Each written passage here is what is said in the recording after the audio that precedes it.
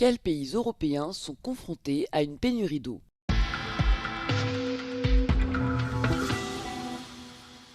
La consommation d'eau dans l'Union européenne pourrait sembler sous contrôle. Le taux moyen d'exploitation de cette ressource s'élève à 5,8%, un niveau qui reste relativement faible à l'échelle du continent. Mais si ce chiffre paraît rassurant, il masque toutefois d'importantes disparités entre les pays. Chypre, par exemple, utilise 72% de ses ressources en eau douce renouvelable, selon les dernières données d'Eurostat.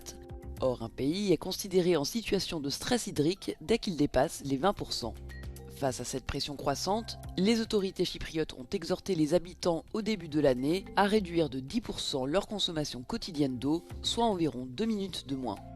Le gouvernement a également accéléré l'installation d'usines de dessalement afin de sécuriser l'approvisionnement en eau potable, notamment durant la saison estivale. La croissance rapide de la population ne fait toutefois qu'accentuer la pression sur les ressources en eau de l'île. Après Chypre, c'est Malte qui affiche le niveau de stress hydrique le plus élevé, avec un taux annuel de 33%. La situation se détériore davantage durant l'été, le taux d'exploitation de l'eau atteint alors 67%.